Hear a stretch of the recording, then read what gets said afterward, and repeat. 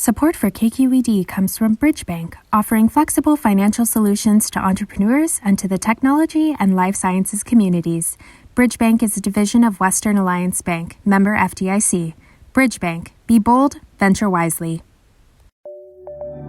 From KQED. This is the California Report. Good morning. I'm Saul Gonzalez in Los Angeles. And we start with an environmental disaster unfolding in Orange County here in Southern California.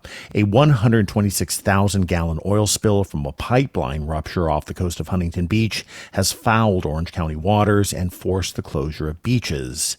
Dead birds and fish have washed up on shore, and the spill threatens sensitive wetlands habitat, like at Orange County's Bayona Ecological Reserve. Here's Huntington Beach Mayor Kim Carr speaking at a news conference yesterday. Our wetlands are being degraded, and portions of our coastline are now covered in oil. In the coming days and weeks, we challenge the responsible parties to do everything possible to rectify this environmental catastrophe. The ruptured pipe, which connects to an offshore oil platform, is owned by a subsidiary of Houston, Texas-based Amplify Energy Corporation. The Coast Guard is working with state and local authorities to respond to the disaster using skimming equipment and booms to collect the oil, and the damaged pipeline has reportedly been patched. But it's feared local beaches could be closed for weeks or even months. From petroleum to the pandemic, California students will be required to get vaccinated in order to attend classes once they're eligible for the shot. In his announcement on Friday, Governor Gavin Newsom said there needs to be a clear and consistent standard for all school districts in the state. We want to end this pandemic. We are all exhausted by it.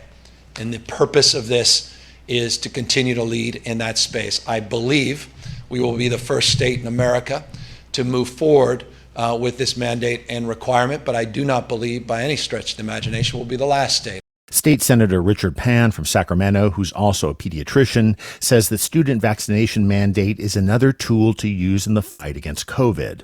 We've taken many steps to try to keep kids safe in school. This is another important step. I would also point out that some school districts are taking further steps as well. So I view the governor's orders over the minimum we need to maintain safety with vaccinations. But this is still an important announcement and a declaration of intent that will hopefully help school districts and parents understand that we're going to do what it takes to keep their children safe and keep them in school so they can learn. The governor's office says that based on current estimates around when FDA approval will happen, the new regulations are expected to apply to grades 7 to 12 beginning in July of 2022. Students in kindergarten through 6th grade will be phased in after the vaccine is approved for them. In surveys, half of Californians say they have to wait too long to see a mental health provider when they need one. A new bill currently on the governor's desk would require health insurers to reduce those wait times to no more than 10 business days. KQED's health correspondent April Dembosky explains. When Greta Christina fell into a deep depression 5 years ago, she called up her therapist, someone she'd had a great connection with when she needed therapy in the past. And she found out he was now on staff at Kaiser Permanente. And so I was like, great, I have Kaiser. I'm just going to see my therapist through Kaiser. That's perfect. She was happy she wouldn't have to pay out of pocket anymore. At first, her therapist was able to see her every couple weeks. Not ideal, but it was enough. And then it just started being every 3 weeks, every 4 weeks. Now I'm lucky if I see him every 5 or 6 weeks. She says it's been like this for a couple years now. To tell somebody with serious, chronic, disabling depression that they can only see their therapist every 5 or 6 weeks is like telling somebody with a broken leg that they can only see their physical therapist every 5 or 6 weeks. It's not enough. It's not even close to enough. The depression is catching up with her. Christina says she's starting to have memory loss. She can't stay focused. She can barely get out of bed in the morning. Then, over the summer, she was diagnosed with breast cancer. And I need to be in therapy. I have cancer. And still nothing has changed. Everything related to her cancer care has happened promptly. her mammogram, then biopsy. She got scheduled for surgery, which is in October. Then started her prep appointments. Breast surgeon, plastic surgeon, oncologist. All like clockwork. It is a well-oiled machine. But she still has to wait 6 weeks to see her therapist. It is a hot mess. It just feels so unethical, honestly. It feels so unethical. Brandy Plumley is a triage therapist at Kaiser's Mental Health Clinic in Vallejo. Every day, she takes multiple crisis calls from patients who have a therapist but can't get in to see them. She says a typical wait right now is 2 months. Their caseloads are enormous at this point. It's heartbreaking. It really is heartbreaking, and it eats on me day after day after day. That's why she got involved in legislation that would require health insurers across the state to make sure mental health appointments are available every 2 weeks. What Kaiser simply needs to do is hire more clinicians. But Kaiser says there just aren't enough out there. Health insurance companies initially opposed the bill, saying a shortage of therapists would make it too difficult to meet the 2-week mandate. Lobbyist Jed Hampton testified in the Senate last spring. The COVID-19 pandemic has only exacerbated this workforce shortage, as demand for these services has significantly increased. Simply put, mandating increased frequency of appointments without addressing the underlying workforce shortage will not lead to increased quality of care. But lawmakers countered and said the shortage was overstated, and insurers would have to pay better rates to attract more therapists.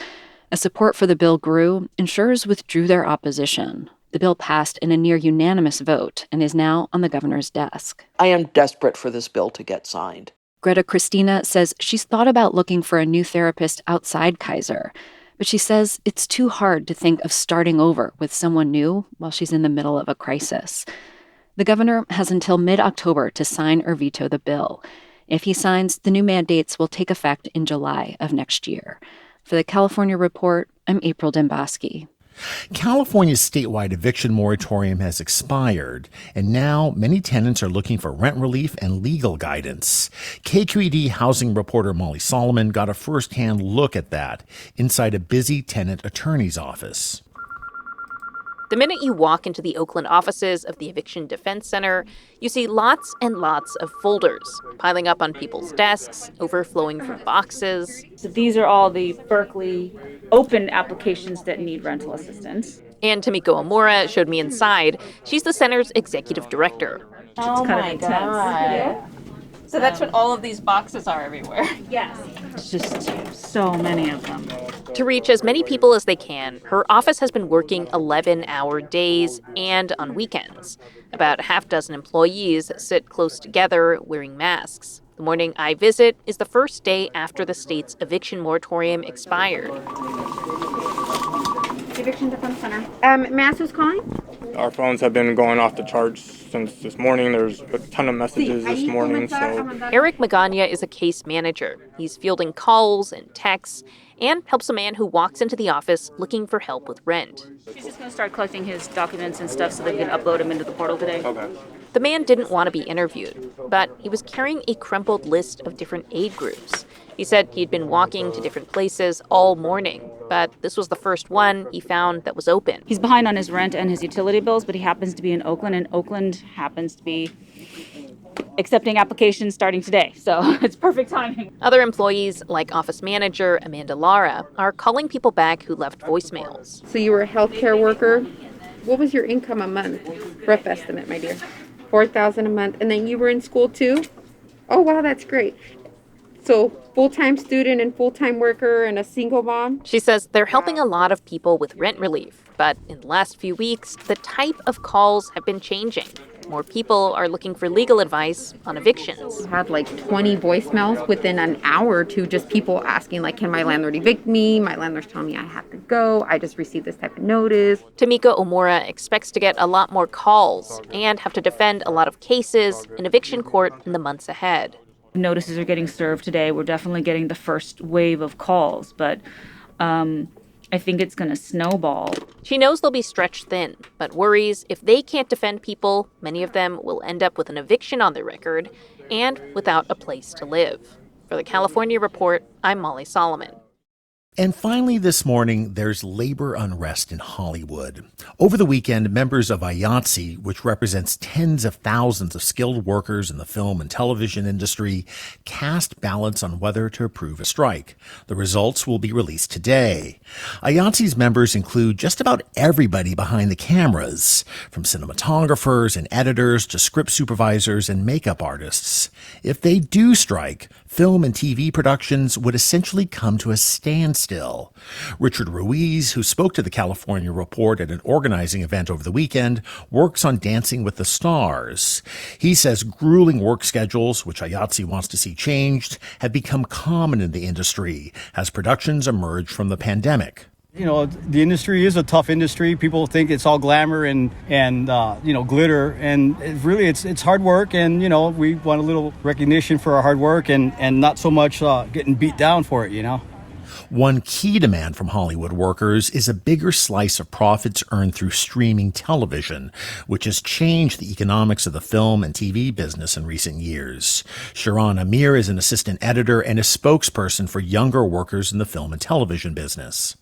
All these big companies are making millions and millions of dollars over streaming, especially during the pandemic. And it's from our hard work. And so we deserve streaming residuals to be donated to our pension that is very underfunded right now, because the pension was somewhat also relying on DVDs. You know that? DVDs are kind of dead. I've heard that. Yeah. So if our pension is going to rely on DVDs, it's not going to do very well. We need streaming residuals to sustain this pension. IATSE is negotiating with the Alliance of Motion Picture and Television Producers.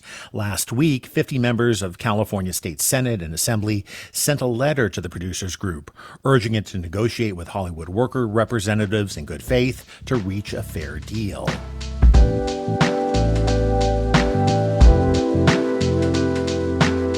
And that is the California Report for Monday, October 4th. We're a production of KQED Public Radio. I'm Saul Gonzalez. Thanks so much for listening, and talk to you tomorrow. Support for the California Report comes from Hint, fruit-infused water in over 25 flavors like watermelon, pineapple, and blackberry. No sweeteners, no calories, in stores or delivered from drinkhint.com. The James Irvine Foundation, committed to a California where all low-income workers have the power to advance economically. Learn more at irvine.org. And Eric and Wendy Schmidt, whose philanthropy harnesses the power of people and science to create innovative solutions for a healthy environment, just societies, and opportunities for human achievement.